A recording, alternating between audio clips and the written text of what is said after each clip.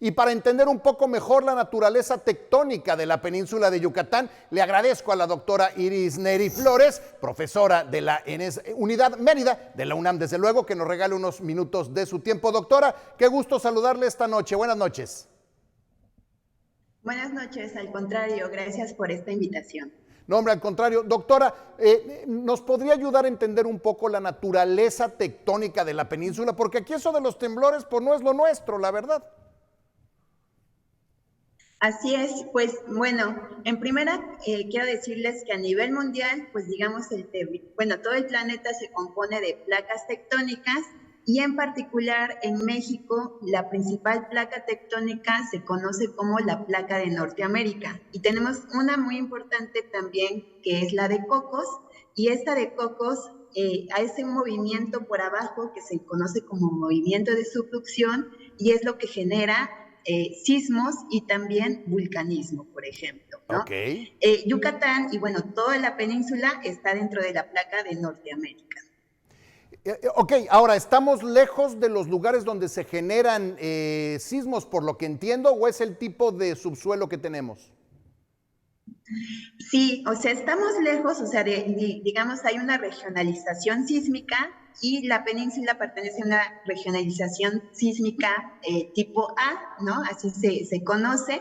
Entonces, no quiere decir que no haya sismos y estos sismos se conocen como intraplaca, es decir, digamos, estas placas tectónicas no son placas parejitas, sino que pueden tener ciertas fracturas, etcétera, y ahí ante un movimiento puede liberar energía y esa liberación de energía es la que nosotros percibimos a través de ondas que generan esa sismicidad.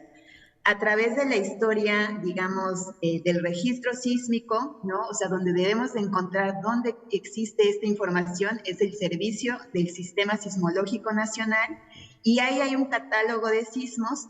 Si nosotros revisamos ahí esa página, vamos a encontrar que desde 1900 hasta ayer, ¿no? En Yucatán han ocurrido 6 sismos, generalmente de menor magnitud, ¿no? O sea, por ejemplo, de ayer fue 3.9, ¿no? De magnitud 3.9, y esto a partir de magnitud 4 es cuando muchas personas ya lo piensan o ya se empieza a percibir, digamos, este movimiento.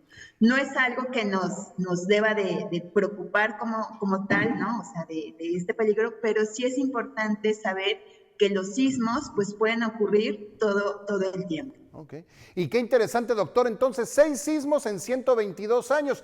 Ahora, entonces, la composición de nuestro terreno, que es diferente, por ejemplo, me imagino, al del centro del país, donde hay más tierra. Aquí no tenemos tierra, tenemos piedra. Eso evidentemente también tiene mucho que ver, ¿no? Sí, así es. O sea, digamos, aquí tenemos un tipo de suelo que es kárstico, Sí. ¿no? Entonces, ese tipo de suelo, pues también va a tener digamos, una firma cuando llega esta onda. Entonces, es por eso, dependiendo cómo se perciba, digamos, esta onda sísmica, pues el tipo de suelo va a tener... digamos, va a atrapar o no puede atrapar ese movimiento, ¿no? En este caso, pues tenemos este tipo de suelo kárstico. El karst es diferente, ¿no? Si tenemos más hacia Quintana Roo o lo que es también en Yucatán o ya hacia Campeche. Entonces, en las zonas que pueden ser, digamos, estos suelos como más consistentes, ¿no? O sea, donde este tipo de suelo es como más duro, o sea, no hay tanta disolución, pues digamos, estos movimientos se van a percibir mucho menos, ¿no? A diferencia de Ciudad de México, que por ejemplo, ahí sí se genera algo que se conoce como efecto de sitio, donde se genera un sismo al tener mucho suelo, ¿no? O sea, un gran espesor de suelo, se amplifica el movimiento y por lo tanto la percepción es mucho mayor. Qué interesante. Entonces, descartado el que tengamos aquí un temblor de la magnitud que suele haber en el centro del país, en Oaxaca, en Chiapas, es poco probable entonces, ¿no? Una magnitud de esas magnitudes, 7 grados, por ejemplo, ¿no? Sí, no, es muy poco probable, ¿no? Entonces, No son zonas, no es una zona clasificada como sísmica, o sea, como les digo, está en la zona A, ¿no? Que se considera de casi nula sismicidad. Han ocurrido solo 6 sismos de magnitud menor a 4, y además también quiero decirles que la magnitud es una magnitud logarítmica. O sea, ¿qué quiere decir?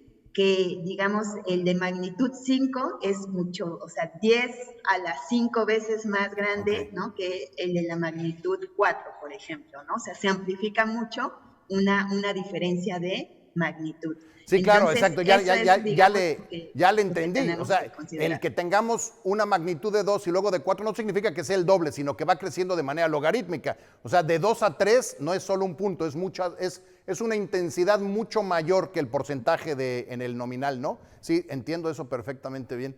Doctora, pues muchísimas gracias por la explicación. Ya ve que ayer, pues entre los rumores, en la zona no tenemos la experiencia con el tema de los temblores, y luego en Canacín. Última pregunta, ¿por qué detectarlo primero en Canacín y después corregir? ¿Qué pasa? ¿Por qué sucede eso? Nunca lo había visto. Sí, lo que pasa que, digamos, el territorio nacional tiene estaciones sísmicas en tierra, ¿no? Entonces, ya las tiene como bien georreferenciadas. Una de las muy importantes, obviamente, está en Ciudad de México, en Ciudad Claro. Universitaria.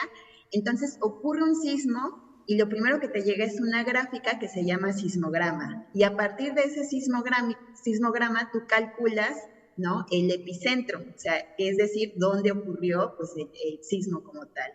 Entonces, ¿qué pasa? Pues tenemos, digamos, en Ciudad Universitaria, pero aquí en la península de Yucatán, pues no hay una estación como tal, como la de CEU. Entonces, agarran, pues a lo mejor una que está en Estados Unidos, otra que está en Cuba, etcétera, y cuando ya tienen más estaciones, ya se hace un nuevo cálculo, ¿no? Ok. Y ya es la segunda, digamos, el segundo dato que tenemos ya corregido.